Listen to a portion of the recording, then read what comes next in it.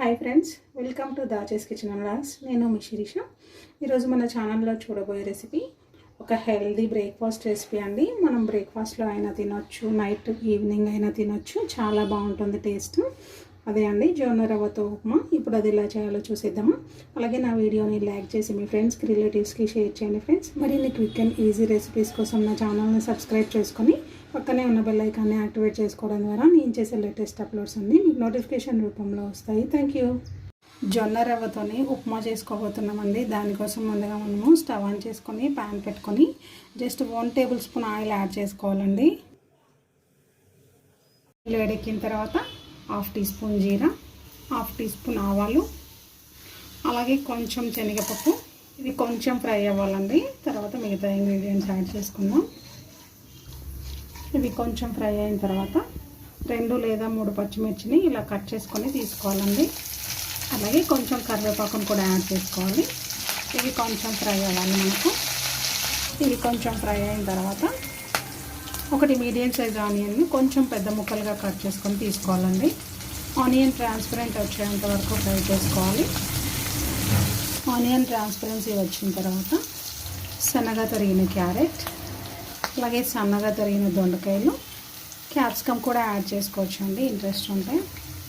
అలాగే కొన్ని sweet corn, అలాగే కొన్ని బీన్స్ అన్నీ కూడా ఫైన్గా చాప్ చేసుకోవాలండి.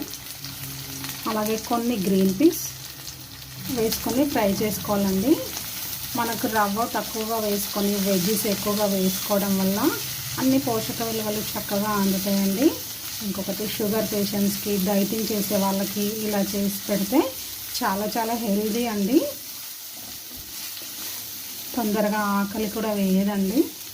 మీకు ఇంట్రెస్ట్ ఉంటే ఇందులో కాజు, పల్లీలను కూడా వేసుకోవచ్చండి.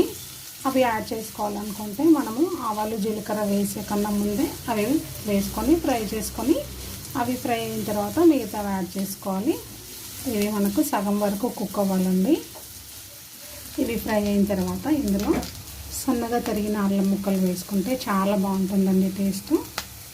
కలిపేసుకోవాలి చక్కగా. కావాలనుకుంటే మనము వెల్లుల్లిని కూడా సన్నగా తరుక్కొని యాడ్ చేసుకోవచ్చండి. ఇప్పుడు మనము ఇందులో ఒక టమాటాని యాడ్ చేసుకున్నామండి. ఫైన్గా చాప్ చేసుకొని యాడ్ చేసుకోవాలి.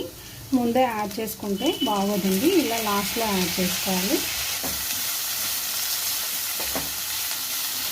ఒకసారి చక్కగా కలుపుకున్న తర్వాత రుచికి తగినంత సాల్ట్ తీసుకోవాలండి.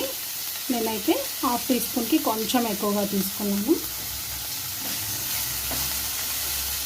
ఒకసారి చక్కగా కలిపేసుకోవాలి. టమాటో కూడా సాఫ్ట్ అయిన తర్వాత ఇందులో 2 కప్స్ వాటర్ యాడ్ చేసుకోవాలండి. నేను ఇదే కప్పుతోని 1 కప్పు జొన్న రవ్వ తీసుకున్నాను. 1 కప్పు జొన్న రవ్వకి 2 కప్స్ వాటర్ యాడ్ చేసుకుంటే మనకు పొడి పొడిగా వస్తుందండి. మీకు లూజ్గా కావాలనుకుంటే ఇంకొక గ్లాస్ వాటర్ యాడ్ చేసుకోవచ్చు.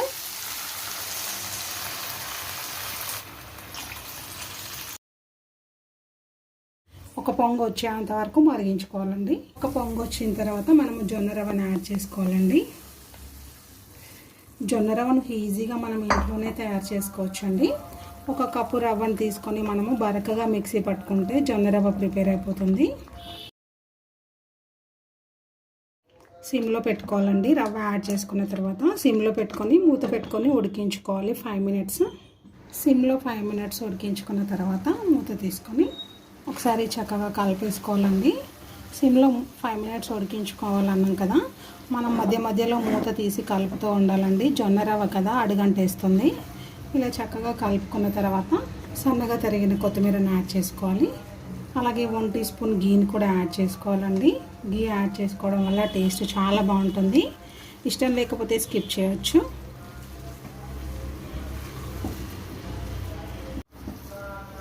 చక్కగా కలిపేసుకొని మళ్ళీ మూత పెట్టేసుకోవాలండి. మూత పెట్టుకొని సిమ్లో ఒక 2 మినిట్స్ కుక్ చేసుకోవాలండి. సిమ్లో 2 మినిట్స్ కుక్ చేసుకున్నాం కదండి, స్టవ్ ఆపేసుకొని నిమ్మరసాన్ని యాడ్ చేసుకోవాలండి. చిన్న ముక్క యాడ్ చేసుకోవాలండి, ఎక్కువగా యాడ్ చేసుకోవద్దు. నిమ్మరసం యాడ్ చేసుకోవడం వల్ల టేస్ట్ చాలా బాగుంటుందండి. ఒకసారి చక్కగా కలిపేసుకోవాలి.